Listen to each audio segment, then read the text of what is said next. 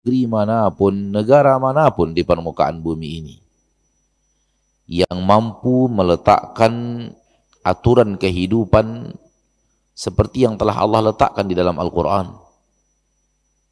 Ini yang harus dikerjakan, ini yang harus ditinggalkan. Ini boleh, silahkan, ini jangan, tinggalkan. Tak ada yang seperti Al-Quranul Karim. Berapa banyaknya generasi-generasi cerdas. Kita bahkan menyebutnya jenius. Betapa banyaknya orang-orang yang sangat cerdas. Kita menamakannya jenius. Kumpulkan semua mereka. Suruh buat seperti yang ada di dalam Al-Quran. Tatanan kehidupan bermasyarakat, berwarga, bernegara, bersahabat, berkeluarga, bernegara. Niscaya orang-orang yang kita sebut jenius tersebut angkat bendera putih mengatakan kami tak sanggup.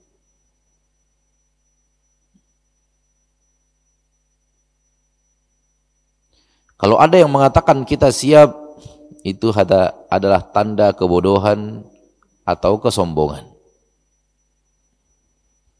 Yang mengatakan siap untuk meletakkan tatanan kehidupan seperti tatanan kehidupan yang telah Allah turunkan di dalam Al-Quran, maka antara dua kelompok orang saja, ada antara dua jenis manusia saja, manusia jahil atau manusia mutakabbir.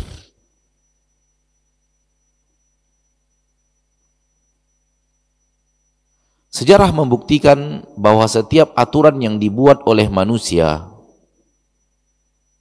maka menguntungkan satu kelompok,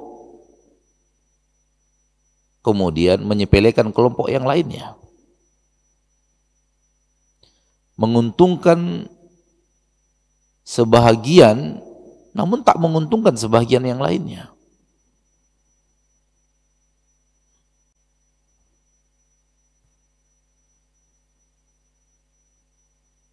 Itulah manusia dengan ketidakmampuannya. Padahal ketika dituntut untuk meletakkan aturan, itu aturan yang akan diberlakukan di zaman mereka pada orang-orang yang ada di hadapan mereka, yang sezaman dengan mereka, senegeri dengan mereka, sedarah dengan mereka. Namun manusia yang seperti itu jumlahnya mungkin hitungan puluhan juta atau mungkin ratusan juta seperti negeri kita yang kita cintai ini. Lalu orang-orang jenius itu dikumpulkan untuk membuat sebuah aturan, maka aturan yang mereka buat pasti cocok untuk ini, tak cocok untuk ini, cocok untuk ini, tak cocok untuk ini, menguntungkan ini, tidak menguntungkan ini. Tak bisa mereka membuat sebuah aturan, walau secerdas apapun, menjadikan aturan itu kompleks, mengayomi seluruh yang ada, dan tidak sedikit pun menyepelekan atau merendahkan yang ada. Tak bisa manusia. Itu baru dengan manusia sezaman dengannya di zaman dia hidup. Bagaimana kalau dituntut untuk membuat aturan sampai akhir zaman? Siapa yang sanggup? Siapa yang akan menyatakan saya siap, saya bisa, saya mampu?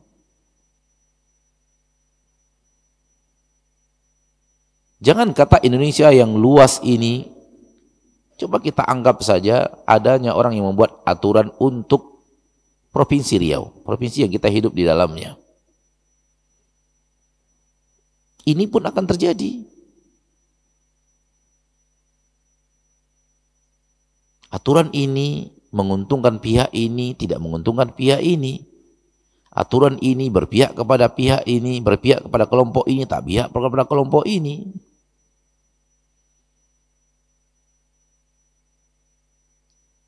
Tidakkah demonstrasi demi demonstrasi yang pernah kita ketahui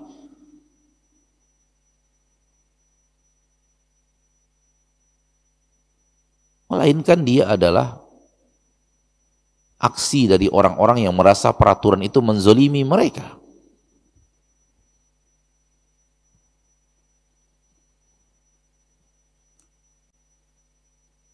Suara.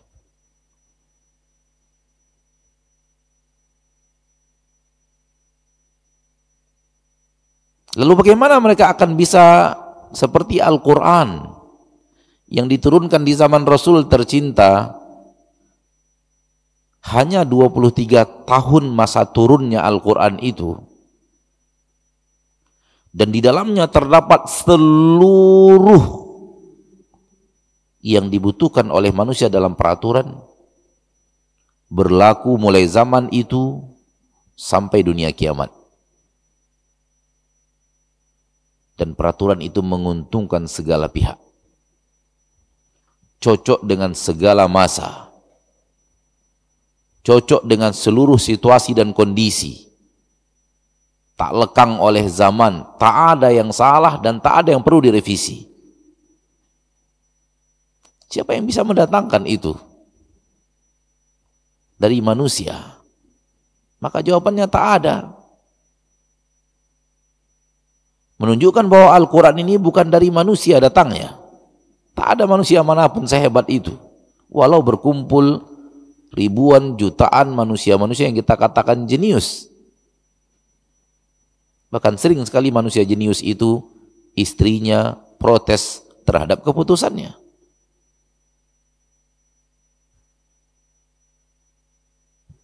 Coba lihat Al-Quranul Karim, bicara tentang politik, bicara tentang negara, bicara tentang bermasyarakat dan berwarga, bicara tentang bertetangga, bagaimana berkeluarga, bicara tentang bagaimana engkau dalam dirimu sendiri, bagaimana engkau bersama orang lain, bahkan bagaimana engkau berhadapan dengan hewan. Bagaimana engkau dengan berpakaian, bagaimana engkau dengan bersendal, bagaimana engkau dengan makanan, bagaimana engkau dengan tidurmu. Bagaimana kalau engkau adalah menjadi seorang suami atau menjadi seorang istri? Bagaimana kalau engkau menjadi seorang ayah atau seorang anak, seorang pemimpin atau seorang rakyat? Bagaimana kalau engkau jadi orang kaya atau jadi orang miskin?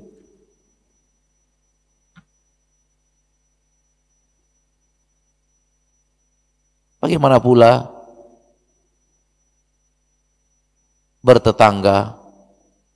Bagaimana pula berorganisasi? Bagaimana pula ini, itu? Subhanallah, aturan-aturan yang sangat kompleks. Tak ada mengenal kata kurang, tak ada mengenal kata cacat, tak ada mengenal kata salah. Hanya 23 tahun diturunkan. Bermula dari turunnya Iqra bismi rabbikal ladzi khalaq.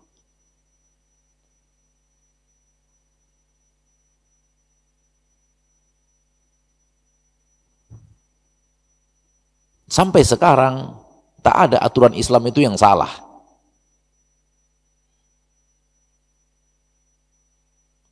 Padahal sudah berjalan 1400 tahun lebih.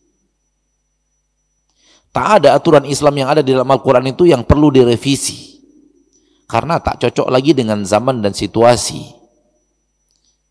Nggak ada.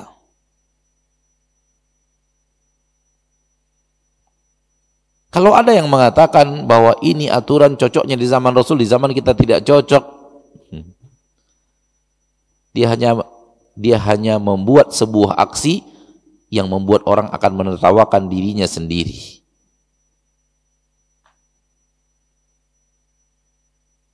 Dan itu dicoba untuk dilakukan sebahagian orang. Peraturan ini kayaknya sudah tidak relevan dengan zaman kita, harusnya ditukar. Apa yang ada? Yang ada dia menyiapkan kesempatan yang sangat luas untuk orang menertawakan dirinya.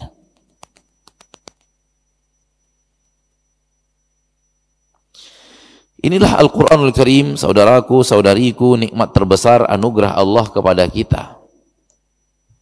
Wallahi dunia ini tidak akan pernah aman kalau tidak kembali kepada Al-Quran. Wallah dunia ini tidak akan pernah nyaman kalau tidak kembali kepada Al-Quran. Allah dunia ini tidak akan berjalan indah kecuali kalau diterapkan di dalamnya hukum-hukum Allah.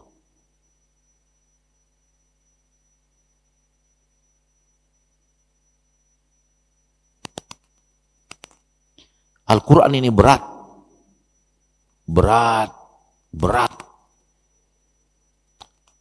Dan yang mengatakannya berat adalah Allah. Di dalam Al-Quran surah Al-Muzammil, inna sanulqi alaika qawlan thaqila. Inna sanulqi alaika qawlan thaqila. Sesungguhnya kami akan turunkan kepadamu, akan sampaikan kepadamu, akan wahyukan kepadamu qaulan thaqila, perkataan yang sangat berat. Berat bukan berarti menyusahkan, tapi berat dalam kandungan makna yang luar biasa.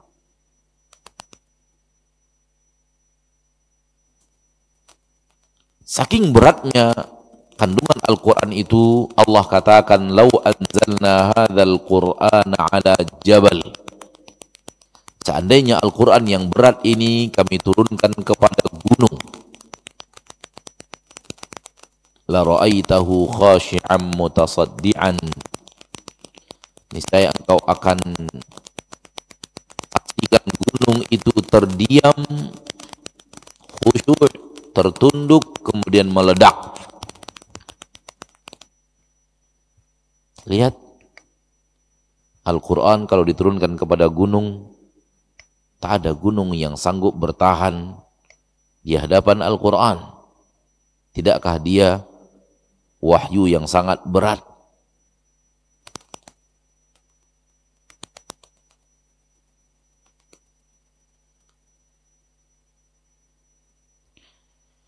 Kalau Allah mengatakan hal seperti itu tentang Al-Quranul Karim, lalu kita membaca Al-Quranul Karim, terasa begitu ringan.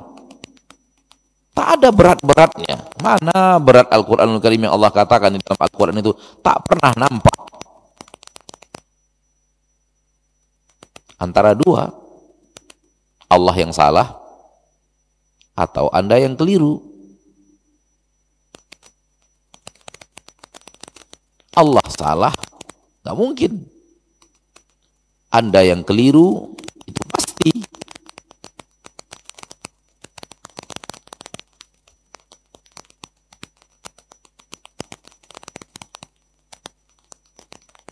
Maka orang yang tidak pernah merasakan beratnya Al-Quran, dia terima, dibacakan kepadanya kalimat-kalimat yang sangat-sangat berat, dengan penekanan-penekanan makna yang sangat-sangat kuat, yang tidak bisa kecuali mata meledak dengan air mata.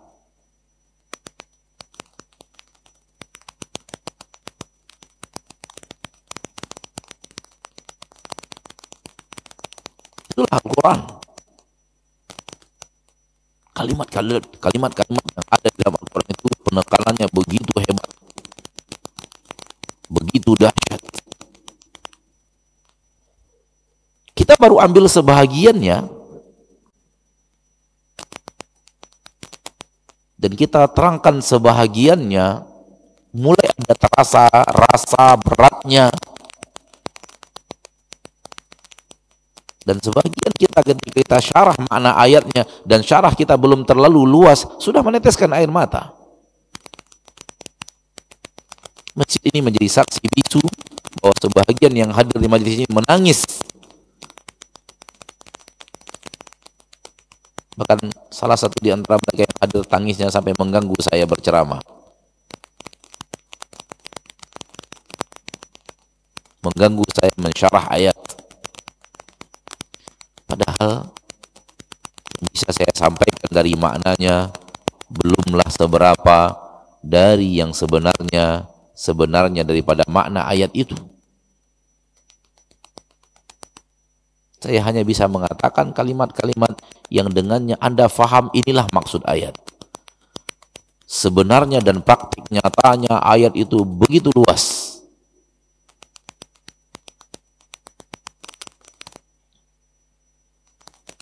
Maka bagaimana tidak Al-Quran ini akan membuat orang-orang yang beriman sadar dan sadar dan sadar, yakin, yakin dan yakin, percaya, percaya dan percaya. Ini bukan karya manusia. Ini karya yang bukan manusia yang membuatnya. Kalau itu terasa oleh kita, padahal kita orang Indonesia, bukan orang Arab asli, namun belajar sedikit bahasa Arab. Lalu bagaimana dengan orang Arab asli yang bahasa Arab itu yang dia dengar dari mulai rahim ibunya sampai dia sekarang dewasa. Mengerti dia seluk-beluk bahasa Arab, mengerti dia uslub Arab, mengerti dia kelebihan-kelebihan makna kosakata dalam bahasa Arab, mengerti dia balaghat yang ada di dalam bahasa Arab. Bagaimana lagi mereka membaca Al-Quranul Karim?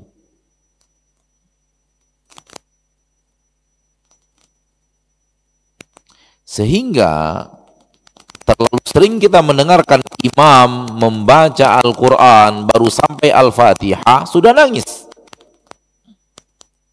Terlalu sering. Tak satu dan dua. Di Madinah dan Mekah atau di tempat-tempat lainnya. Bahkan sampai di Indonesia ini kita pernah menyaksikan sebagian ustadz yang ketika membaca Al-Fatihah saja udah nangis. Dan seumur-umur belum pernah kita menyaksikan orang membaca terjemahan Al-Fatihah nangis. Belum pernah.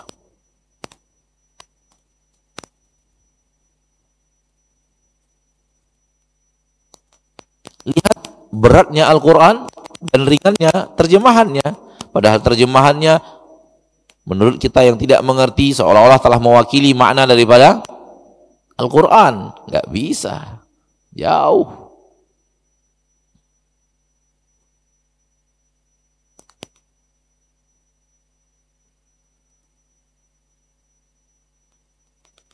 Oleh karena itu jangan mengira saudaraku, saudariku ketika Anda belajar bahasa Arab, kosakata demi kosakata yang Anda pelajari sekarang ini di majelis ini, lalu Anda telah menguasai terjemahannya, itu artinya Anda telah menguasai Al-Quran. Jangan, terlalu jauh. Katakan saya baru menguasai arti.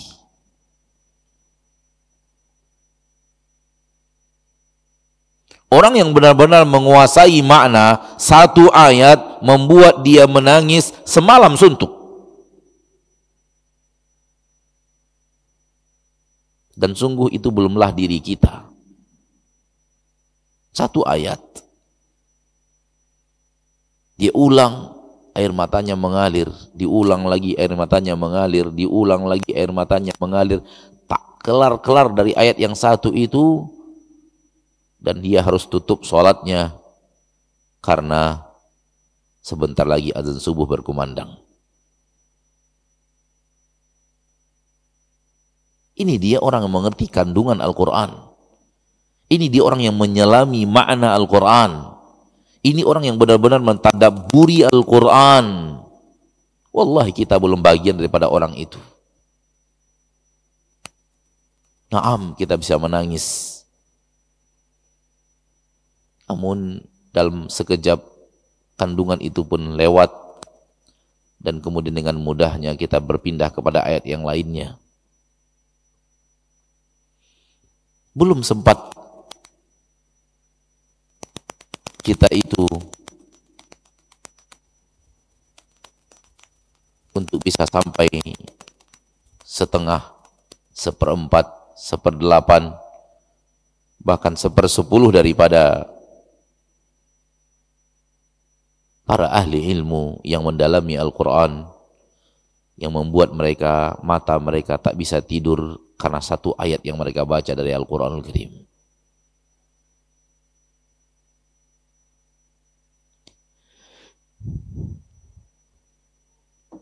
Oleh karena itu, jangan berhenti belajar Al-Quran. Dan jangan jenuh belajar Al-Quran. Kalau Anda bertanya kepada saya, Ustadz, Al-Quran itu apa? Saya mengatakan Al-Quran itu tali penghubung antara engkau dan penciptamu. Penghubung dan terhubung dalam bahasa kita sekarang disebut connecting. Maka Al-Quran adalah connecting antara dirimu dan Rabb penciptamu. Tanpa Al-Quran, kau dan dia terputus.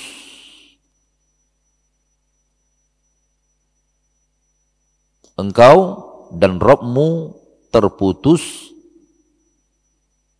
seandainya engkau tidak memiliki Al-Quran, memahami Al-Quran, mengamalkan Al-Quran, mendakwahkan Al-Quran, menyuarakan Al-Quran, berjuang untuk Al-Quran. Apa nasib seorang hamba yang Rabbnya berlepas diri darinya karena tak ada penghubung antara Rabb dan dia? Apa nasib seorang makhluk yang jauh dari tata cara hidup sebagai seorang makhluk karena dia membelakangi aturan-aturan yang ada di dalam Al-Quran, dan dia adalah cara hidup seorang makhluk yang telah Allah ajarkan kepada kita.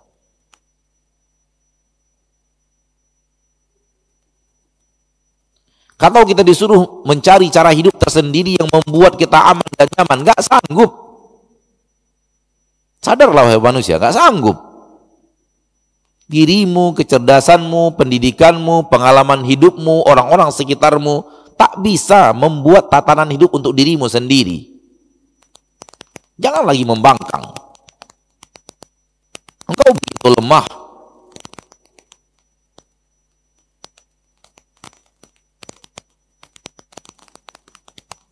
Dikembalikan saja kepada dirimu tanpa ada sesuatu yang lain di luar sana yang berusaha untuk menghancurkan dirimu dan begitu rakus dan tamak untuk menghancurkan dirimu. Kembalikan saja kepada dirimu tanpa ada faktor luar yang tadi yang saya sebutkan, engkau pun akan gagal.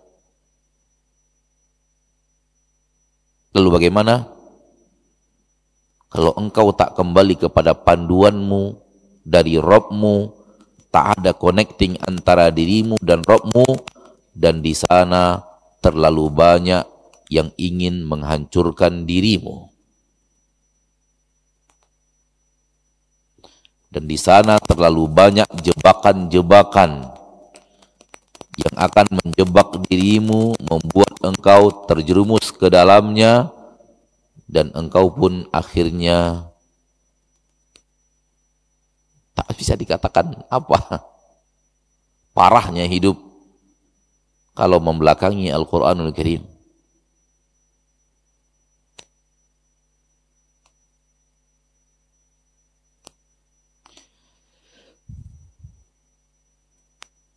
Maka sadarlah bahwa Al-Quranul Karim ini adalah tali penghubung antara engkau dan Rabbmu. Oleh karena itu Allah menyebut Al-Quran hablun. Hablun artinya tali. Dan Allah menisbatkan tali itu kepada dirinya yang mulia. Hablullah, tali Allah. Allah berfirman di dalam Al-Quran, wa'tasimu bihablillah.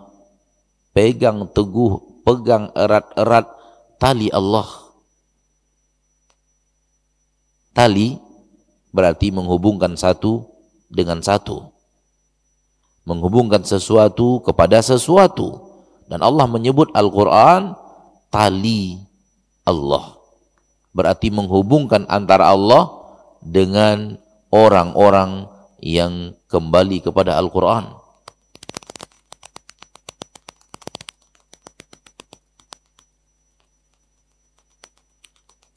Ketika kita tidak mau berpegang teguh dengan tali Allah, lalu tali siapa yang akan kita berpegang teguh dengannya? Tali apa lagi yang bisa kita harapkan di permukaan bumi ini bisa menyelamatkan hidup kita dari aneka ragam ancaman dan mara bahaya, kalau bukan tali Allah itu?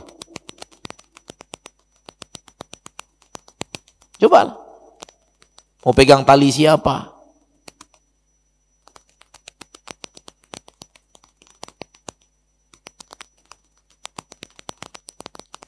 Coba saksikan sendiri. Jangan tanya ustaz, jangan tanya guru, jangan tanya ulama. Saksikan sendiri bahwa hidup manusia sekarang ini centang perenang, gak jelas.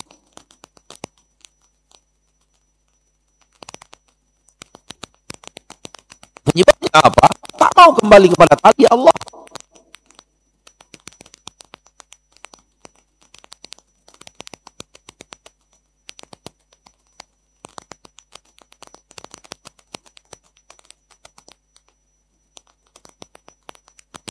Mau diatur oleh Allah, kamu harus begini, kamu harus begini, kamu harus begini, kamu harus begini. Gak mau. Gak mau ada antara dirinya dan rohnya ada connecting. Mau sendiri, mau buat aturan sendiri, mau buat sesukanya sendiri, mau buat seenaknya sendiri, mau buat yang menurut dia maslahat dan manfaat untuk dirinya sendiri. Walau kemudian dibacakan ayat Al-Quran dan dikatakan Rabbmu mengatakan tinggalkan, oh nggak bisa, ini kan manfaat untuk saya, ini kan kebutuhan saya, ini kan sesuatu yang tanpa ini saya nggak bisa apa-apa. Wahai jahil, siapa engkau di hadapan Allah?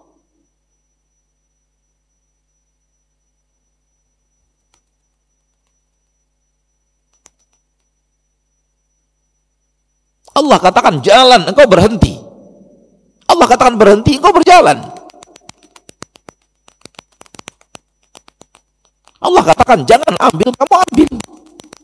Allah katakan keluarkan, kamu simpan. Allah katakan jangan ucapkan, kamu ucapkan. Allah katakan jangan lihat, kamu lihat.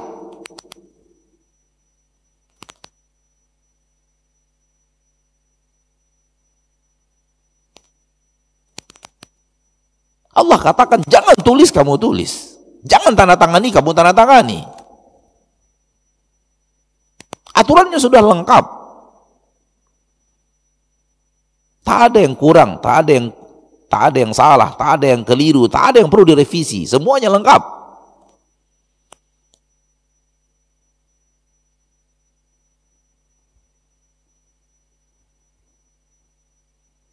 Apa gerakan yang terjadi dalam hidupmu kalau begini engkau dengan Al-Quran?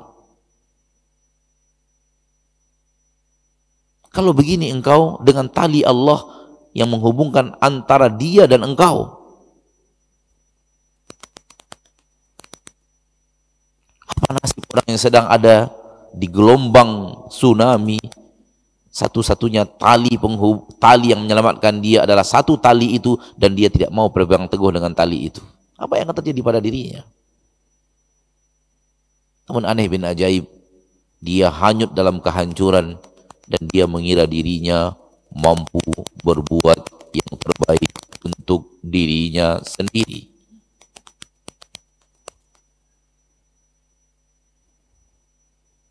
Bukankah ini kebodohan di atas kebodohan?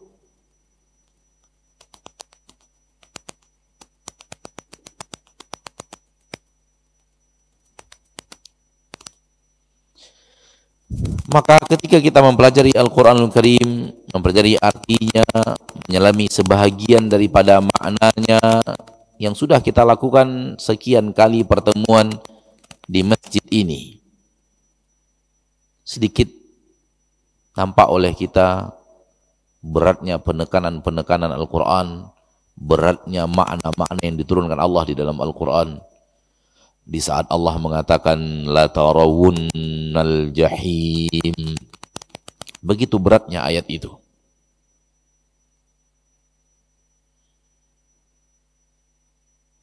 Di saat Allah tabaraka wa ta'ala mengatakan fa ummuhu hawiyah, begitu beratnya ayat tersebut. Di saat Allah mengatakan thumma latus'alunna yawma idzin 'anin na'im, luar biasa berat. Hari itu saatnya akan tiba dan pasti akan tiba, tapi nanti benar-benar kalian benar-benar akan ditanya tentang seluruh nikmat. Ya akhi, bagaimana kita akan ditanya tentang seluruh nikmat? Nikmat itu pun kita nggak ingat lagi saking banyaknya. Saking banyaknya kita nggak ingat lagi nikmat-nikmat itu. Sekarang disuruh membuat pertanggungjawaban untuk seluruh nikmat itu. Bagaimana coba?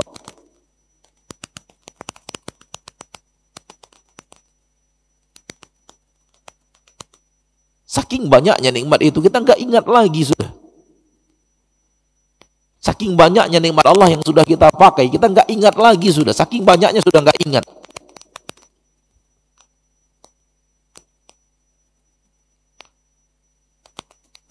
Lalu kita disuruh nanti akan mempertanggungjawabkan nikmat-nikmat yang sudah kita tidak ingat sama sekali lagi. Saking banyaknya. Bagaimana kita akan mempertanggungjawabkannya? Apa yang akan terjadi pada diri kita di saat dimintai pertanggungjawaban oleh Allah? Yang sudah berlalu dari nikmat Allah yang kita gunakan tak ingat lagi saking banyaknya. Yang sedang kita gunakan pun banyak juga, payah kita menghitungnya. Ditambah lagi dengan nikmat-nikmat di masa yang akan datang sampai detik-detik berpisah dari dunia ini. Semua itu fatus'alunna yauma idzin an, semua kenikmatan itu. Apa enggak berat ini ayatnya? Apa enggak berat kandungan maknanya? Ditanya kita tentang seluruh nikmat yang terkecil sampai nikmat terbesar yang Allah berikan kepada kita. Bagaimana engkau menggunakan nikmat itu? Bagaimana engkau mendapatkan nikmat itu? Bagaimana engkau memanfaatkan nikmat itu? Bagaimana engkau membelanjakan nikmat itu? Bagaimana engkau terhadap nikmat tersebut? Kau syukuri atau tidak?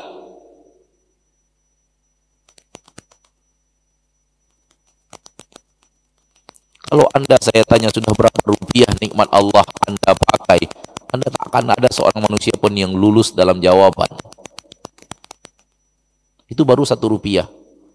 Perhitungan rupiah saja, Mas Ian. Bukankah kita dari kecil menggunakan rupiah? Saya dari kecil masih bertemu 5 rupiah. Masih belanja pakai koin 5 rupiah.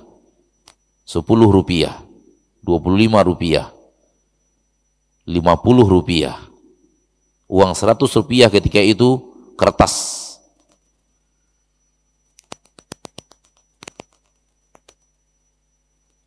Namun saya tidak bertemu penggunaan koin 1 rupiah. Belanja saya paling kecil 5 rupiah. Karena itu koin paling kecil ketika itu. Seperti poin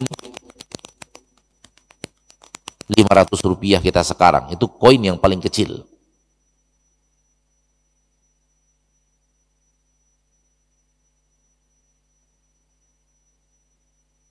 Dan rasanya tak ada lagi benda dengan harga 500 rupiah.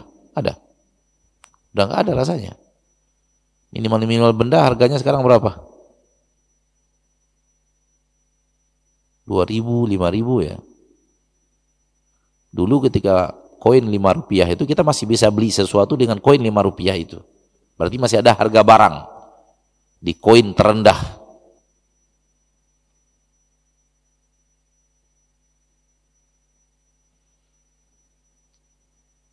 Kalau Allah tanya, kalau kita ditanya oleh Allah pertanggungjawaban tentang penggunaan rupiah yang sudah kita gunakan seumur hidup,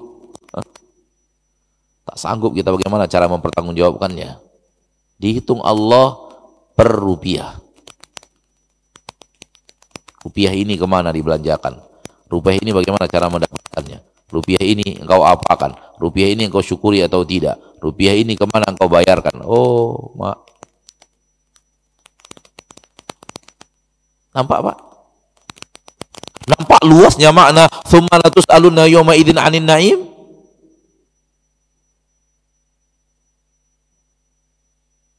Masalah rupiah saja kita tekor sudah.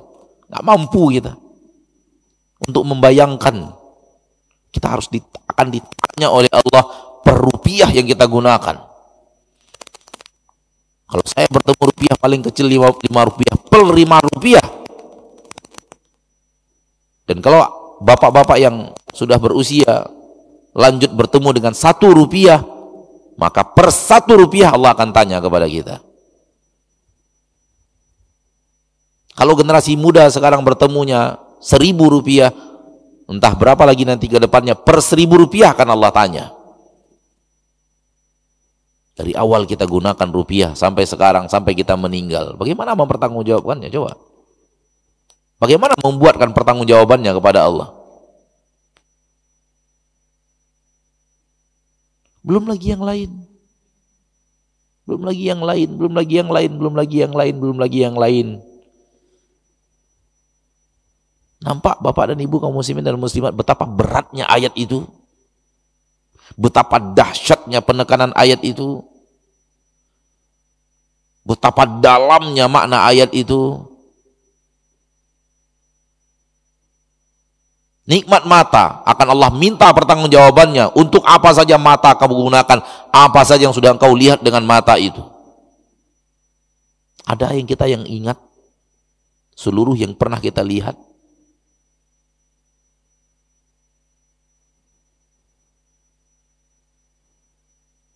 Hal yang sama dengan lidah. Allah akan mintai pertanggungjawaban kepada kita seluruh kata yang pernah keluar.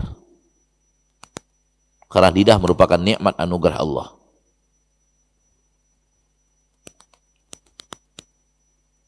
Mempertanggungjawabkan seluruh kata yang pernah kita ucapkan. Ditanya kita tentang seluruh kata yang pernah kita ucapkan. Kata orang Medan sana, mainang, beratnya mainang.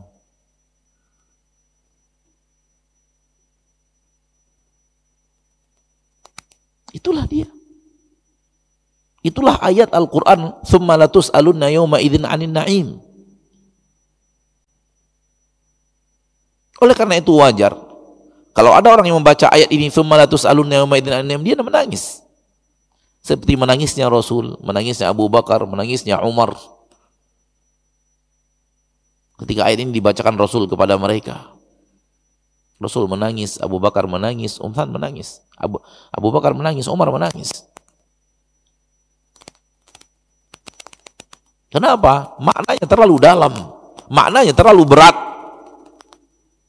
kandungannya terlalu dahsyat. Ini dia qaulan thaqila.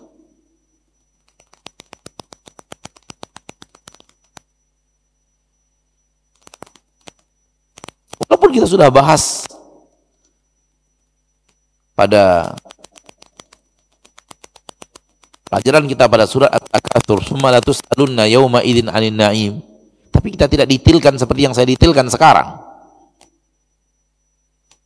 Dan sungguh apa yang saya sampaikan sekarang belum detail sebagaimana yang terjadi sebenarnya. Walau saya sudah mencoba untuk sedikit melakukan pendekatan.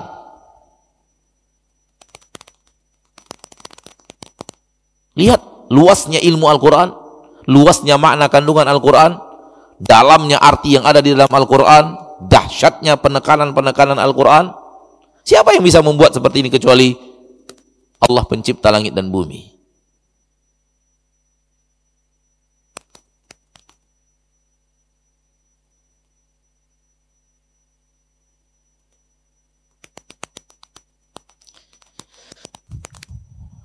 Ketika manusia tak lagi tahu isi kandungan Al-Quran, yang dia tahu hanya hurufnya saja, maka yang terjadi antara dua. Dia mengira sudah mengerti, padahal tidak mengerti. Dan itulah kebanyakan orang-orang yang sudah mengaji. Atau yang kedua,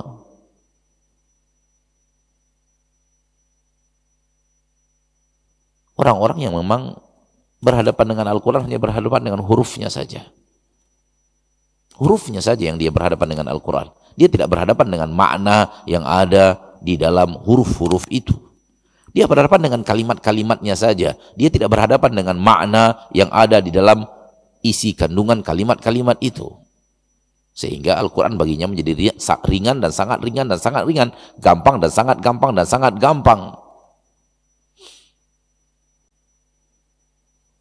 Karena dia berhadapan dengan hurufnya saja. Bagaimana membaca dot yang benar, bagaimana membaca kha yang benar, bagaimana membaca ra apabila tafkhim, apabila membaca ra apabila tarqiq, bagaimana menidghamkan nun sakinah, bagaimana caranya kalau sesuatu harus diikhfa'kan, bagaimana gunnah. Itu orang berhadapan dengan huruf-huruf. Dan ketika dia menguasai huruf-huruf, dia merasa sudah menguasai Al-Quran.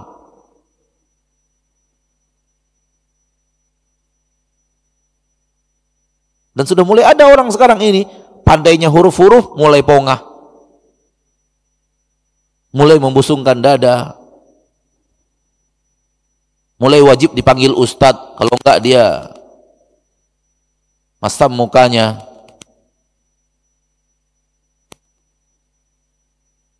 Ditanya apa arti yang dia baca, dia tak tahu. Apa tafsir daripada kalimat yang barusan dia baca, dia pun tak tahu.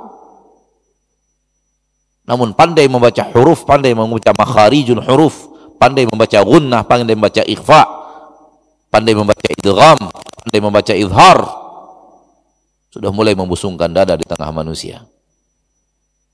Ya jahil, taubatlah.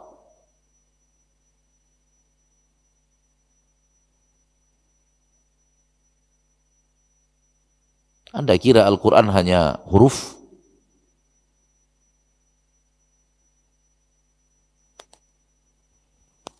Dan orang yang pandai membaca huruf-huruf tadi diperlombakan. Siapa yang paling mahir mengidghamkan, siapa yang paling mahir mengizharkan, siapa yang paling mahir membaca tarqiq dan tafkhim.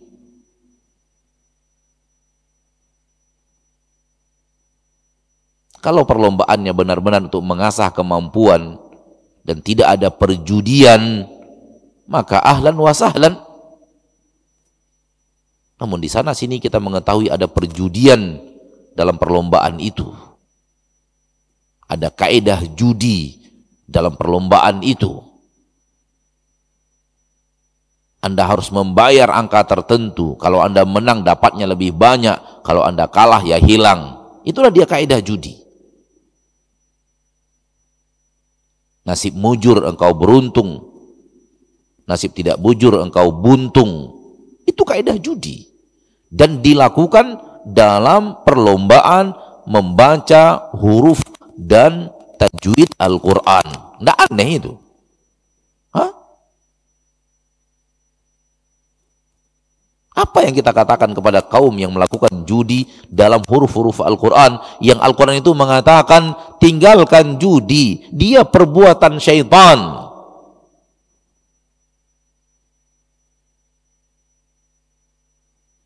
Inilah yang akan terjadi kalau makhluk-makhluk ini tak mau berpegang teguh dengan tali Allah. Ini bukti yang saya katakan tadi, hidup yang centang perenang. Hidup yang kacau balau.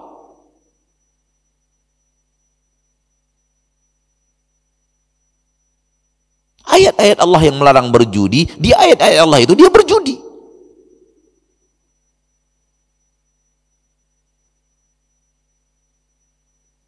Itu mirip dengan orang yang mau minum khamar, lalu baca ayat tentang haramnya minum khamar. Di pesta minum khamarnya mereka.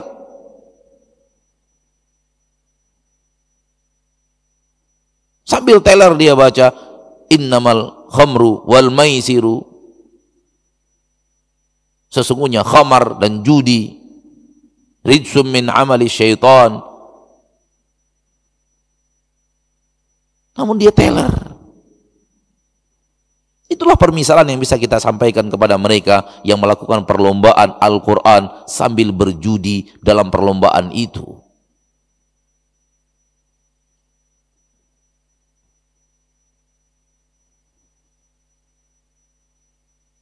Kita katakan tadi, kalau memang benar-benar mengasah kemampuan, mencari kepiawaian, mencari bibit-bibit tanpa perjudian, maka kita katakan apa tadi? Ahlan wa sahlan. Ahlan wa sahlan. Dengan musabaqatin ilmiyah fi tahfidil Quran, 5 juz, 10 juz, 15 juz, 30 juz, 1 atau 2 juz untuk tingkat anak-anak kecil. Tak ada perjudian di dalamnya. Benar-benar mempertunjukkan siapa yang ahli, siapa yang pintar, siapa yang cerdas, siapa yang memiliki kemampuan untuk memotivasi yang lainnya agar termotivasi seperti para sang juara. Maka kita mengatakan ahlan wa sahlan musabaqat hifdzil Quran seperti ini. Namun semua kita tahu, walau pura-pura tidak tahu, ada perjudian di dalamnya. Di sebahagian pelaksanaannya harus membayar sekian jumlah, dengan yang menang dapat sekian, yang kalah tak dapat apa-apa. Ini judi, saudaraku. Ini judi, saudariku. Apabila Anda menang, Anda beruntung. Apabila Anda kalah, Anda rugi. Itulah dia kaidah apa? Kaidah apa? Judi.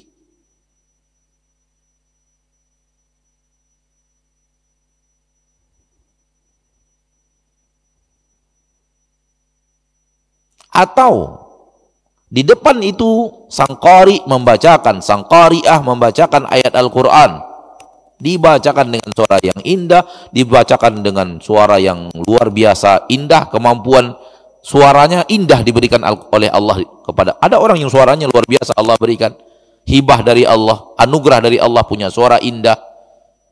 Dia bacakan ayat itu, namun makna ayat itu dilanggar oleh banyak yang hadir di depannya. Itu juga terjadi.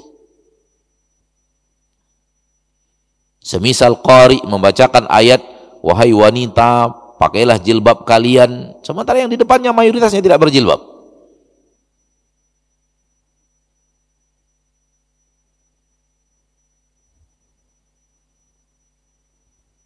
Namun yang membaca tak tahu artinya, yang mendengarkan tak tahu artinya, dan dianggap itu adalah bagian daripada Al-Quran mulia yang dibacakan di tengah-tengah mereka, hanya cukup dibacakan hurufnya saja, maka dia akan mendatangkan berkah yang luar biasa. Berkah apa?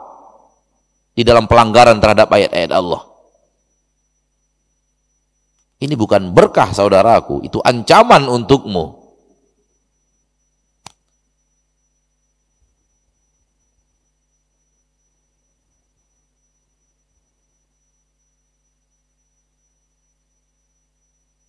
Dan ini kita saksikan terjadi. Ketika manusia hanya pandai berhadapan dengan Al-Quran dengan huruf-hurufnya saja. Itu yang dikatakan Rasul kita tercinta, suatu saat akan tiba zamannya di mana yang tidak tersisa dari Al-Quran kecuali rasmuhu, bentuknya saja. Bentuk tulisannya bisa dibaca, tidak ada lagi yang lain. Kan tiba masanya, kata Nabi. Itu dia Al-Adiyat, bentuknya Al-Adiyat bisa dibaca. Tapi apa itu Al-Adiyat? Bagaimana penerapan Al-Adiyat? Bagaimana pengamalan Al-Adiyat? Surah Al-Adiyat sampai akhir ayat, sampai akhir surat. Sudah tak ada lagi dalam orang-orang yang membaca surat Al-Adiyat. Al-Quran itu tak ada lagi di dada mereka, hanya ada di lidah mereka. Ini maknanya. Maka untukmu, saudaraku, saudariku yang belajar tafsir ini, Kalau tak ada niat untuk mengamalkannya, mundur saja. Daripada semakin banyak hujah Allah engkau pelajari dan engkau tidak amalkan hujah-hujah itu. Makin berat nanti pertanggungjawaban akhiratnya.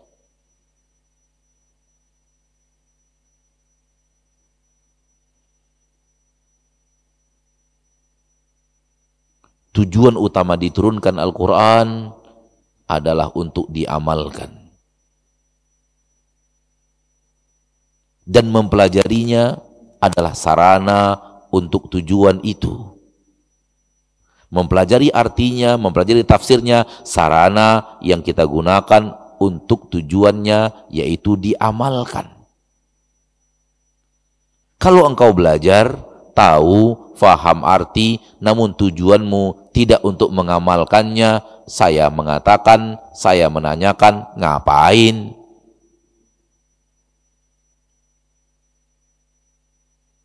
Membuka toko, membuka warung, mencari nafkah untuk dapat makan.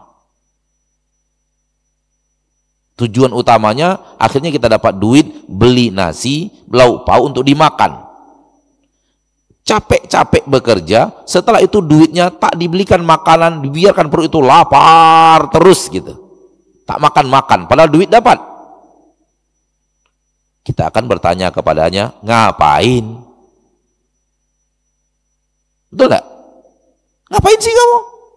Buka toko, pelanggan ramai, keuntungan berlimpah, perut kamu kosong, duit kamu tidak kamu belikan makanan untuk kamu makan, kamu biarkan dirimu tak makan 5 hari, 6 hari, 7 hari, hanya untuk menumpuk duit, ngapain? Kalau antum faham misal ini, itulah misal orang yang belajar Al-Quran, belajar artinya, belajar idenya, tak mau dia amalkan.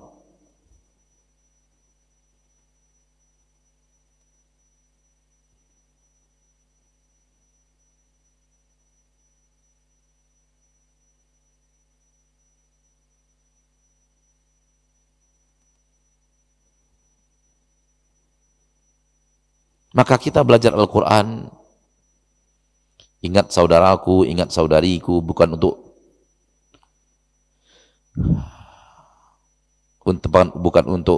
petatah menyombongkan diri, petantang petenteng di permukaan bumi. Wah, saya sudah bisa, saya sudah mengerti, saya sudah faham. Faham apa kalau tidak diamalkan? Faham apa kalau tidak pelajaranmu terhadap Al-Quran ini merubah gaya hidupmu? Yang awalnya sombong menjadi tawadhu'. Yang awalnya tamak dunia menjadi tak tamak dunia. Yang awalnya tak cinta akhirat menjadi cinta akhirat. Yang awalnya tak gemar sholat menjadi gemar sholat. Yang awalnya tak takut berdusta menjadi orang yang takut berdusta. Dan banyak lagi. Kalau tidak untuk itu belajar Al-Quran, maka aneh. Jangan sampai diri kita bagaikan kata orang-orang yang menuding sebahagian kita dengan mengatakan jilbabnya panjang, lidahnya pun panjang, lebih panjang dari jilbabnya.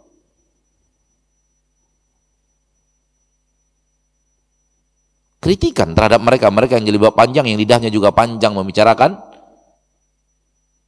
hidup orang lain, membicarakan aib orang lain, membicarakan aurat orang lain, membicarakan rumah tangga orang lain, membicarakan kesalahan orang lain, membicarakan problematika orang lain. Kritikan, pedas, dan saya yakin tidak semua kita, tapi ada oknum yang sedang dikritik seperti itu oleh pengkritiknya. Kalau enggak, kalimat itu enggak keluar. Atau kalimat lain yang kita dengarkan, mereka mengkritik. Memang kamu Pak Haji, namun perangaimu Yahudi.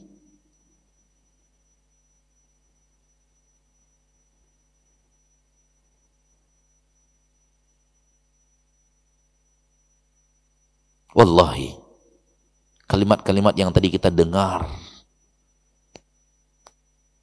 dari orang yang mengucapkannya,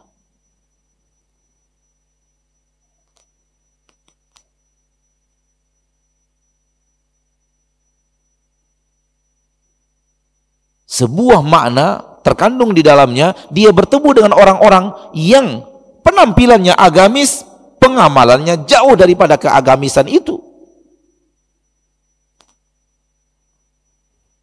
Lalu untuk apa belajar agama kalau bukan untuk diamalkan? Untuk apa belajar Al-Quran kalau kemudian menjauh daripada perintah dan larangan Al-Quran? Atau kalimat yang paling benar, belajar Al-Quran lalu pengamalan jauh dari perintah dan larangan Allah di dalam Al-Quran. Bukankah Al-Quran panduan hidup?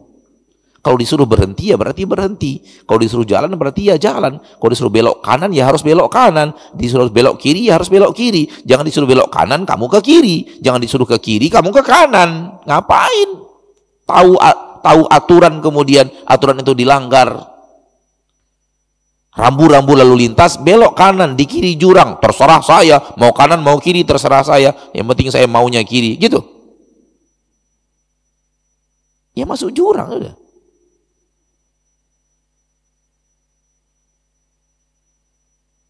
Ketika Allah menyuruh engkau belok kanan, itu artinya di kiri ada bara bahaya. Ketika Allah menyuruh engkau berjalan, itu artinya diam ada mara bahaya. Ketika Allah menyuruhmu berhenti, itu artinya melangkah ada mara bahaya. Namun engkau tak peduli dengan aturan-aturan Allah itu. Engkau tidak peduli dengan panduan-panduan hidupmu. Lagi-lagi dilanggar, dan dilanggar. Lagi-lagi tak diikuti, dan tak diikuti. Lalu untuk apa kita belajar panduan hidup kalau hidup kita tak mengikuti panduan hidup?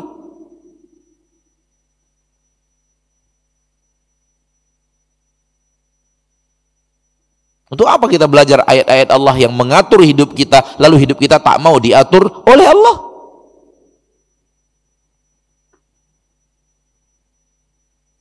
Ada sebuah kalimat dari ulama terdahulu yang sangat indah. Kata mereka, Allah menurunkan Al-Quran untuk diamalkan. Namun manusia menjadikan membacanya adalah amalan.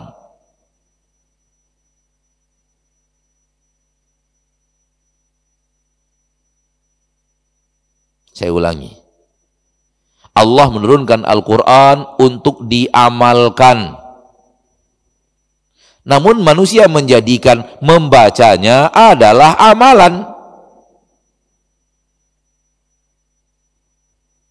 Saya ulangi lagi, semoga antum paham.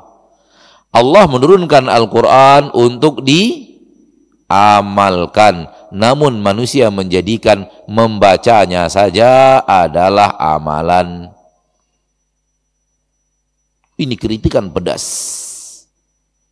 kepada orang-orang yang belajar Al-Quran, membaca Al-Quran sudah benar, namun sampai di situ saja dia tidak amalkan apa yang dia baca. Dia menganggap dengan membaca saja sudah cukup amalannya, selamat hidupnya di dunia dan nanti ketika bertanggung jawab di hadapan Allah Ta'ala. Padahal semakin banyak dia membaca, terus melanggar, baca lagi, langgar lagi, baca lagi, langgar lagi, itu artinya semakin banyak dia memberikan kepada Allah hujjah untuk memasukkannya ke dalam neraka.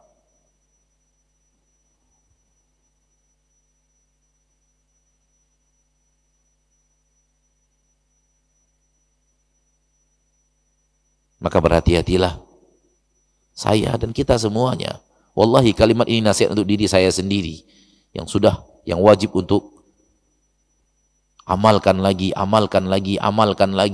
mahir lagi, belum yang sekarang ini belum, lakukan yang lebih lagi, tinggalkan, lebih hebat meninggalkan, jauhi, lebih hebat menjauhi, kerjakan, lebih hebat mengerjakan. Wallahi semua kita dzakar rajul. Akan tetapi fadzakir fa inna dzikra tanfa'ul mu'minin. Berikan peringatan, berikan nasihat. Semoga orang-orang yang dalam hatinya ada iman bermanfaat untuknya nasihat yang engkau berikan. Sungguh terlalu banyak zaman sekarang orang hidup tahu, tapi amalannya seperti orang yang tak tahu. Faham, tapi yang dia kerjakan bagikan orang yang tak faham. Itulah yang namanya cuek. Kalau kita sudah cuek dengan agama, jangan salahkan kalau di akhirat nanti Allah pun cuek kepada kita. Itulah firman Allah, nasullaha fanasiyahum. Mereka cuek kepada Allah di dunia, di akhirat pun Allah akan cuek kepada mereka. Mereka lupakan Allah di dunia, mereka tinggalkan, tidak peduli. Tidak peduli, tahu tapi tidak peduli. Sudah dipelajari namun tidak peduli. Sudah mengerti namun tidak peduli. Gimana cuma orang tidak peduli, mau gimana kita? Jangan salahkan Allah kalau di akhirat nanti engkau teriak-teriak minta belas kasihan Allah. Allah tak mau lagi belas kasihani dirimu. Dia pengasih dan penyayang, tapi di akhirat dia nggak mau lagi, sudah. Itu yang Allah katakan. Nasullah, mereka tinggalkan Allah, mereka nggak peduli kepada Allah, mereka cuekin Allah, Allah sudah tegur, tahu mereka itu terlarang, tahu mereka Allah tak suka, tahu mereka Allah tak mau, tahu mereka Allah menyuruh berhenti, namun mereka tak peduli. Jangan salahkan kalau di akhirat nanti Allah membalas dengan mengatakan, fanasiyahum, Allah pun akan lakukan itu kepadamu. Kau teriak-teriak, Allah cuek. Kau panggil-panggil dia nggak mau dengarkan kamu lagi. Bukan tak mendengar, tapi mendengar yang makna yang berbeda. Kau di sini, engkau panggil-panggil dia dengarkan engkau. Sebenar memanggil, maka dia akan mendengarkan sebenar mendengar. Tapi kalau engkau cuek di sini, ada mungkin, na'udzubillah min dzalik, ketika engkau panggil-panggil dia di akhirat nanti, bukannya justru dia datang dengan kelapangan yang kau inginkan, bahkan dia datang dengan mengatakan, ikhsa'u fiha wala tukallimun. Sudah kamu, binasa kamu di dalam neraka, jangan ngobrol sama saya lagi, jangan panggil saya lagi. Ini firman Allah di dalam Al-Quran. Udah, rasakan saja kenistaan, kehinaan. Toh kamu sudah diancam dengan kehinaan ini di dunia dan kau tidak peduli. Toh telah dibacakan kepadamu ayat-ayatku akan mara bahaya hari ini. Engkau cuek, udah, rasakan saja dan la tukallimun, jangan lagi panggil-panggil saya, jangan lagi teriak-teriak Rabbana, Rabbana, Rabbana.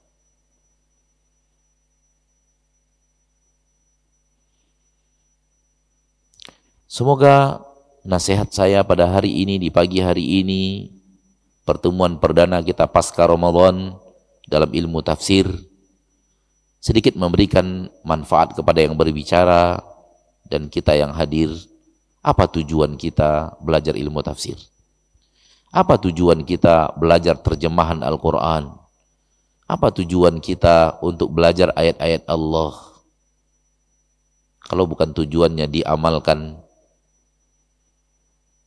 rubahlah niat itu untuk diamalkan. Bukan untuk dipelajari, lalu berbangga diri, berbangga hati, namun jauh daripada pengamalan. Sampai di sini pertemuan kita, mohon maaf tidak ada tanya jawab pada hari ini. Ini hanya muqaddimah dari pertemuan perdana pasca liburan panjang Ramadan, dan pun ada penyebab yang membuat saya harus bertahan di atas meja, tak bisa bergerak. Maka saya jadikan ini adalah nasihat untuk kita semua, termasuk yang berbicara. Semoga Allah merahmati yang berbicara, semoga Allah memberikan taufik kepada yang berbicara dan kepada kita semua yang mendengarnya. Mari kita belajar Al-Quran benar-benar untuk belajar. Anda belajar nyetir, setelah pandai tak mau nyetir mobil. Pertanyaannya, untuk apa? Anda belajar bagaimana membuat bangunan sampai 100 lantai. Setelah Anda mahir, tak satu pun bangunan yang Anda bangun. Pertanyaannya, untuk apa? Anda belajar jahit baju celana. Setelah pandai Anda jahit baju, jahit celana, setiap mau jahit baju, antarkan ke tukang jahit baju. Lalu untuk apa? Anda belajar bawa sepeda motor. Setelah pandai, diajarkan pandai bawa sepeda motor, tak pernah mau bawa sepeda motor. Selalu maunya digonceng. Lalu untuk apa? Dan permisalan-permisalan duniawi tadi lebih ringan, lebih nggak masalah dibanding Anda belajar Al-Quran, tahu Al-Quran, tak diamalkan, untuk apa?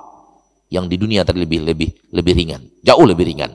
Biarlah tahu ilmu rumus membangun bangunan 100 lantai, walau tak pernah membangun setengah lantai, biarlah. Biarlah tahu ilmu bagaimana cara menjahit pakaian, walau tak pernah menjahit setengah pakaian, biarlah. Hanya rugi waktu belajar ilmunya, tak ada tuntutan apapun. Terserah saya, setelah saya pandai membuat bangunan 100 lantai, tak ada yang saya bangun, ya terserah saya.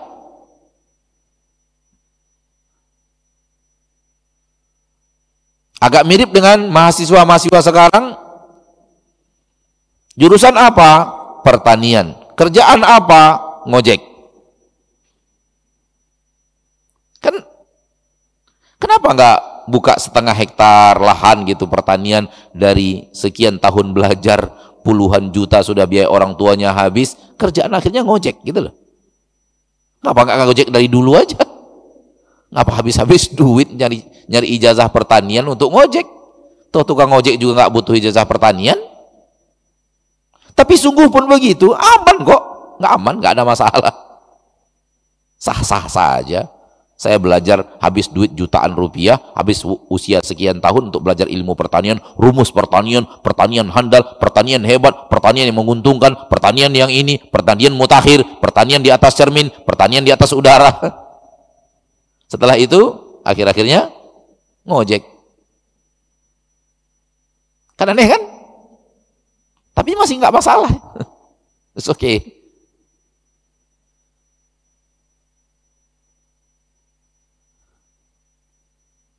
Saya pernah duduk di depan guru saya, Buya Jufri Effendi Wahab.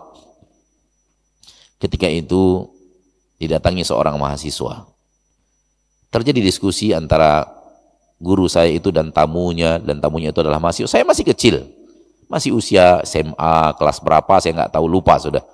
Mungkin SMA kelas 2, apa SMA kelas 1. Usia saya ketika itu. Kita di pesantren, tapi usia SMA. Ya, usia anak SMA. Pesantren kita 1, 2, 3, 4, 5, 6. Setelah 6, setahun pengabdian, namanya kelas 7.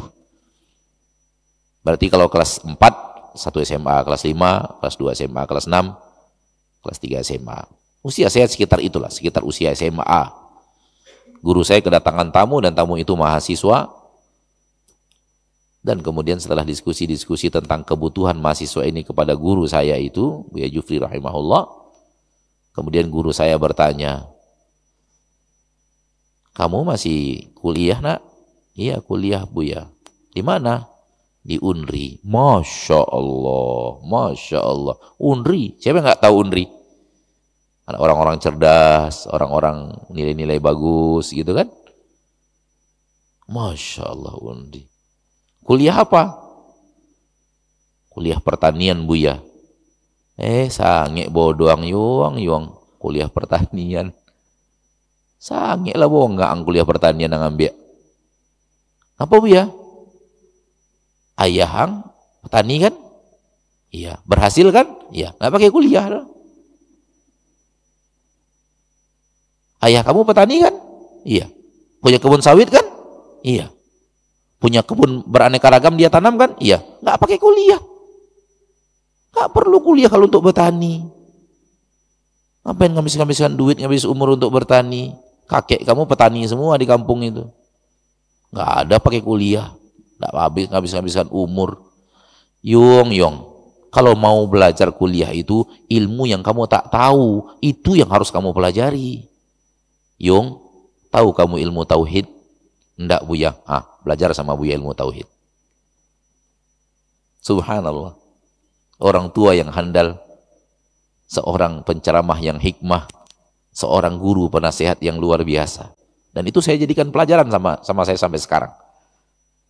Bagaimana beliau begitu mahir mengayunkan perasaan seorang anak muda ketika dia kuliah di universitas ternama, namun setelah itu dihancurkan dengan mengatakan bodoh, kalah sama orang tua yang tak kuliah, kalah sama kakek dan nenek yang sudah bertahun-tahun dari puluhan tahun yang lalu jadi petani.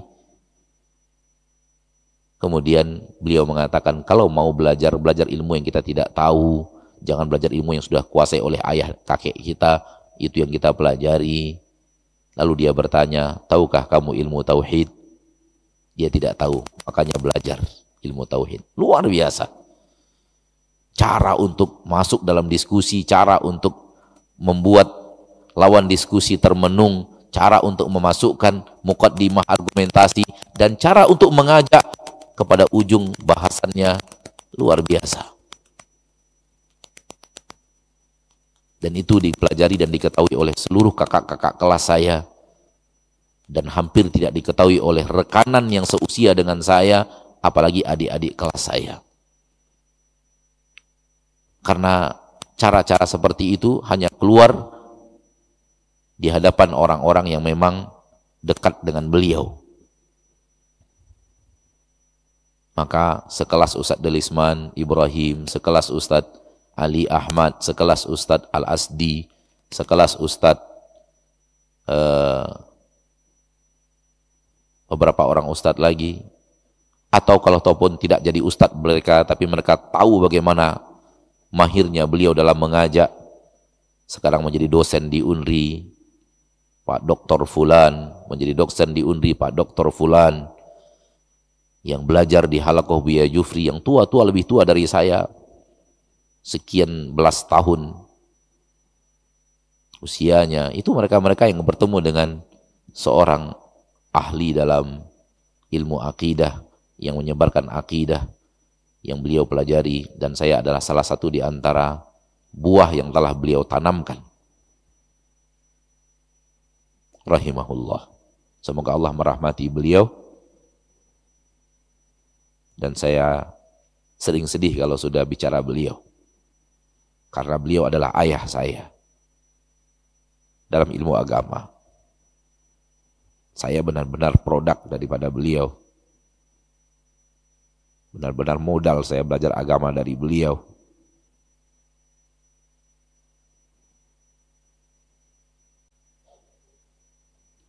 Dan penuh kenangan indah, walau susah. Sampai di sini pertemuan kita, saudara-saudariku rahimani wa rahimakumullah. Semoga Allah tabaraka wa ta'ala menyatukan kita di atas kelompok manusia yang belajar agama untuk mengamalkan agama. Belajar Al-Quran untuk mengamalkan Al-Quran. Belajar Al-Quran agar tahu rumus-rumus, agar tahu panduan-panduan, agar tahu arahan-arahan, rambu-rambu yang ada di dalam Al-Quran. Dan setelah mengetahui itu, apa yang harus kita lakukan kalau bukan ikuti rambu-rambu itu? Semoga Allah satukan kita di kelompok orang-orang yang mengamalkan Al-Quran yang mereka pelajari. Amin ya Rabbal Alamin. Itulah dia sabda Nabi, khairukum man ta'allama al-Qur'ana wa 'allamahu.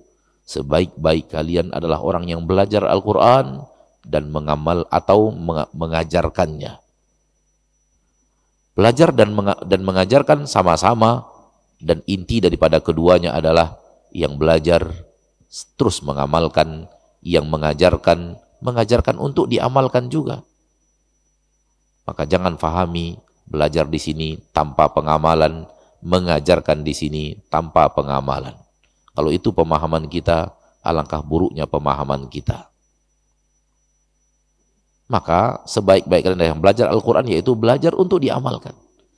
Dan mengajarkan Al-Quran, dia ajarkan Al-Quran dan dia amalkan. Dan dia jadi suri tauladan dan contoh manusia dalam pengamalan Al-Quran yang dia ajarkan. Itu maksud hadis Nabi kita tercinta Muhammad sallallahu alaihi wasallam. Akhirnya kepada Allah kita memohon agar Allah memberikan kita taufik, agar Allah memberikan kita inayah dan pertolongan agar kita bisa terus belajar ilmu Al-Quran dan mengamalkan Al-Quran. Semoga benar-benar di akhirat Al-Quran menjadi syafaat bagi kita dan kita menjadi orang-orang yang sekelompok dengan orang-orang lainnya yang mengamalkan Al-Quran yang lebih dulu daripada kita, yang lebih hebat daripada kita, walau mungkin datangnya setelah kita. Subhanakallahumma bihamdika asyhadu an la ilaha illa anta astaghfiruka wa atubu ilaik. Walhamdulillahi rabbil alamin. Wassalamualaikum warahmatullahi wabarakatuh.